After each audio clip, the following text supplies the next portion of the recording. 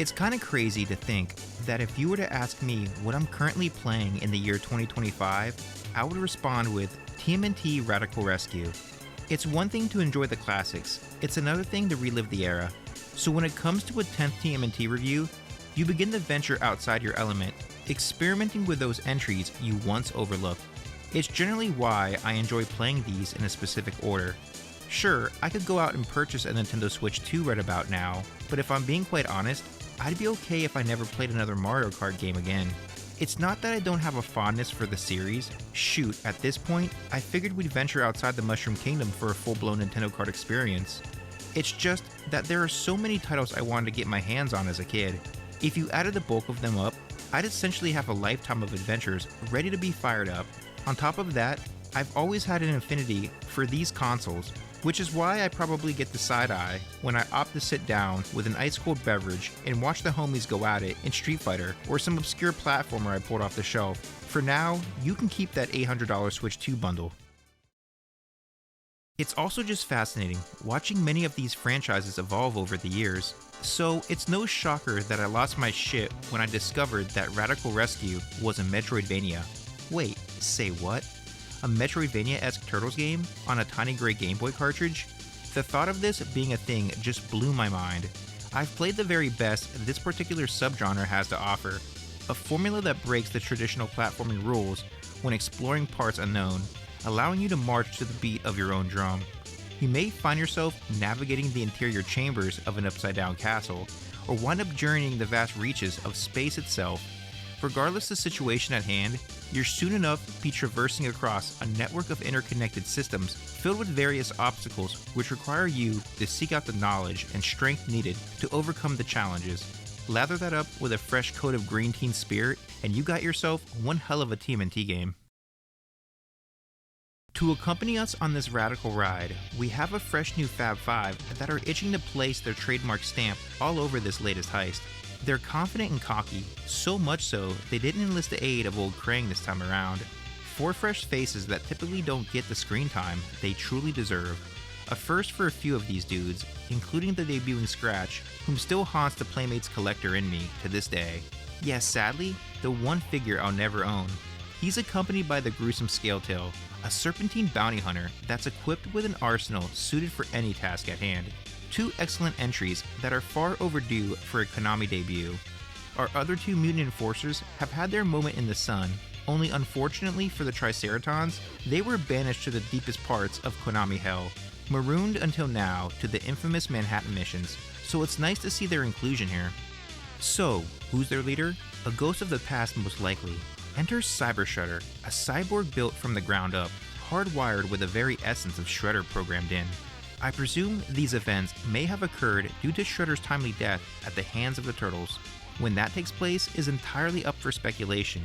You guys already know what I think happened, but with these new findings, I'll post an updated timeline with the GB games included. However, what we do know is that this game takes place 1 year after the events of Back from the Sewers.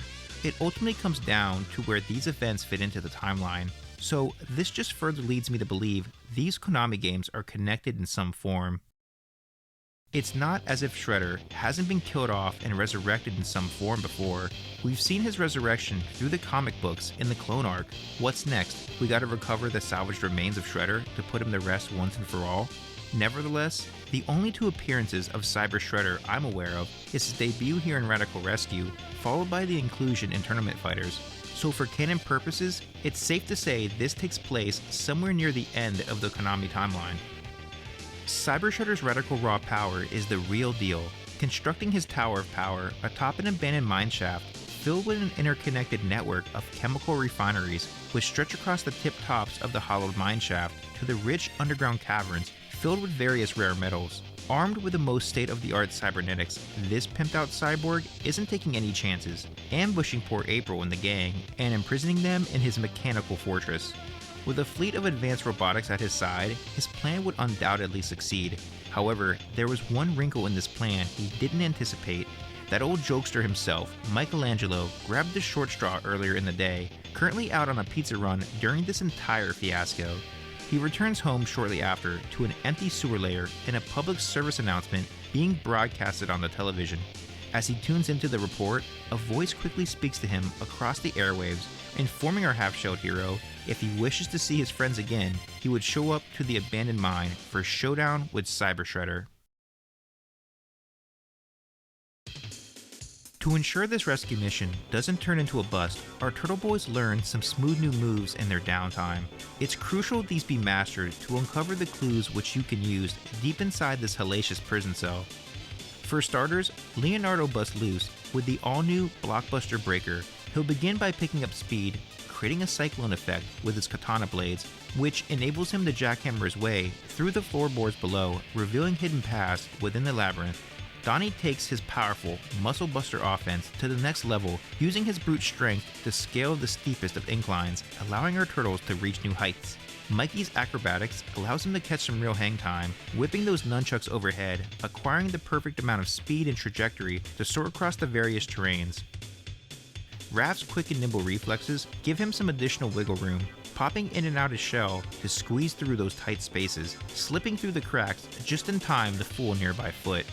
They say this is one of the more challenging Turtles games in the franchise. Well, luckily for us, pizza isn't the only late night option that will grant you the strength and recovery to power through. One of these just so happened to be those random heart containers that increases your overall life gauge by 2 units. Well, that's a first. But what's even sweeter is that our turtles now have an inventory option, which allows you to store key items and devour some cheesy offerings in those critical moments when they're needed the most. So, take your time and stack up, because you never know when those hunger pains will begin to kick in. Now, keep in mind, there's 2 ways to advance in this cryptic keep. The first being these ID cards that have a one-time use to them, opening specific doors scattered throughout. They're similar to the jail keys that are held by Cyber Shredder's goons, which are required to bust your brochachos out this joint. So, with intel acquired here and now, let's get a move on as we look to find a way into this metallic Crypt Keeper's Keep for a shell-shocking finale across our Game Boys.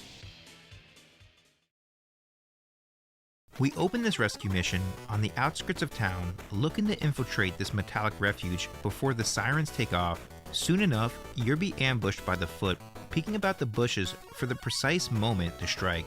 Here you get your wings up underneath you, navigating the lush forest terrain, climbing high across the great oaks that stretch throughout, giving you plenty of airspace to descend down into our destination.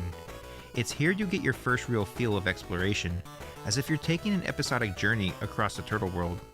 As you drop down into the interior chambers, you're met by a flock of locals whom appear disheveled from the ongoing construction of this excavation site. Foot can be seen pacing back and forth, stirring up commotion, as do those pesky robot walkers that scan the perimeter, aiming to take your feet out right beneath you. As you attempt to locate your missing comrades, you soon begin to marvel at this entire presentation, soaking up the tiny details layered throughout. It's quite impressive what Konami was able to achieve on this tiny handheld, as this mine's earthly sediment quickly transitions into a mechanical bunker filled with advanced robotics and booby traps looking to stop you dead in your shell. It's integral to get accustomed to your surroundings as you search out your very first key required to free your brothers. Each one will be a challenge to obtain, and being underpowered early on is going to make things far more difficult from the start. Remember, you're going solo for a bit here, so as you reach each new destination, tread lightly as traps and hazards lace each corridor, and you'll be starving for a pizza to stop the bleeding. Seriously, what do you do in the event of a flesh wound?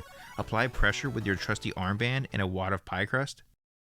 Pushing ahead, you'll soon enough be shredding some Foot, sneaking through each line of security to track down that key, now in the hands of a local inmate who doesn't like to barter with his belongings.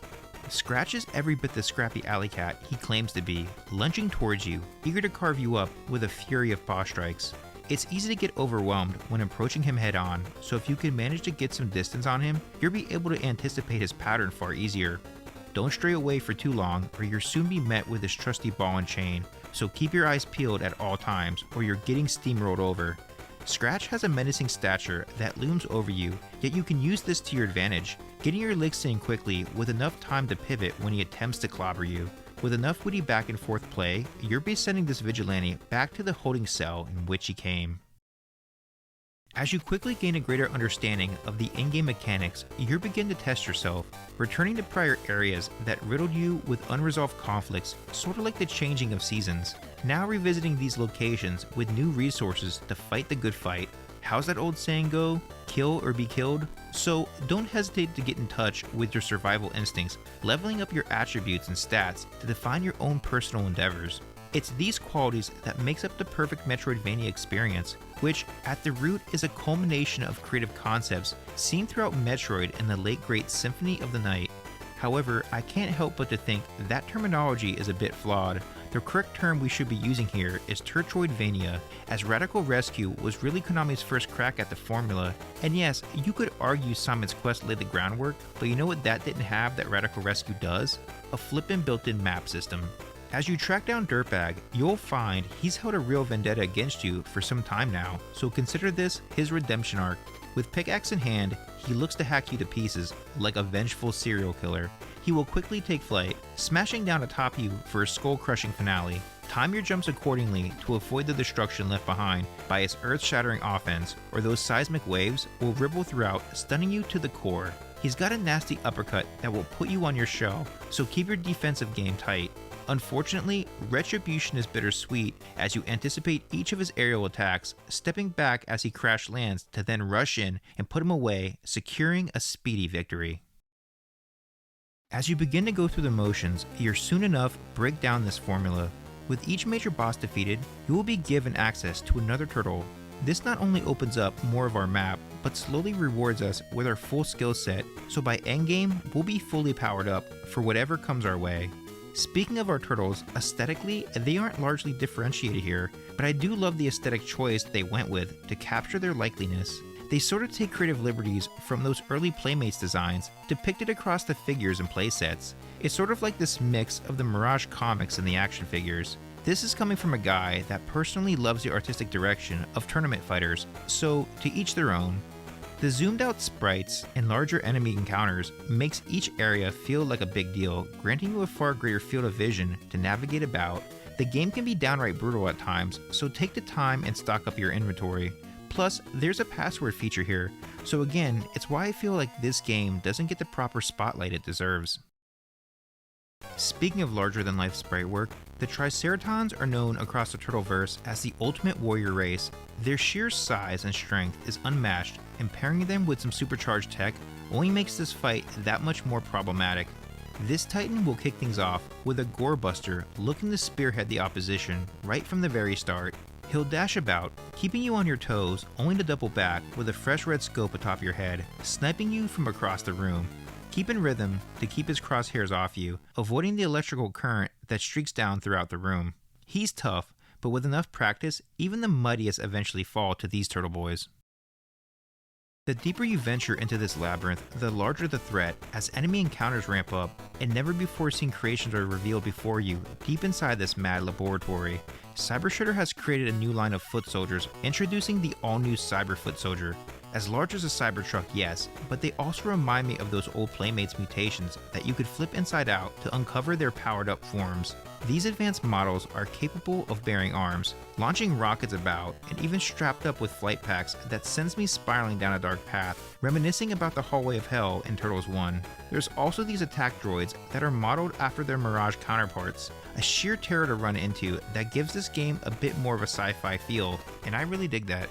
Moving forward, it's only appropriate that you would square off with Scaletail by endgame, as this masterful marksman is known across the galaxies as the ultimate bounty hunter and one that always collects. He's got a perfectly balanced offense, able to whip you into shape with a serrated blade of a tail, spitting out large egg-like projectiles that will burst into a wall of fire as it hits the floor. He'll quickly use these fiery projectiles as booby traps too, blowing a gust of his lovely reptilian breath your way. So, plug your nose and fight through the storm, hacking away at this intergalactic outlaw when the opportunity presents. He will continue to bounce throughout the room, so stay on guard till you reap the reward on this bounty, clearing a path ahead for the final encounter with Cyber Shredder. The hike to Shredder is a gauntlet itself. No, literally it is. You will soon travel across the upper research sectors, equipped with the highest level of security. Foot hover throughout, scanning the perimeter, as your turtle brethren pair up, soaring the skies and scaling the steel structures, breaching each line of defenses. These last few hallways are sheer chaos, covered in exposed electrical piping that ignite, engulfing the room with fire, while wall turrets place their crosshairs on you, sending particle beams throughout the room. Once you reach your destination, you discover our 4 big bads have regrouped for a final showdown, a Mega Man-inspired Robot Master Gauntlet, which you will have to run through in order to reach Cyber Shredder.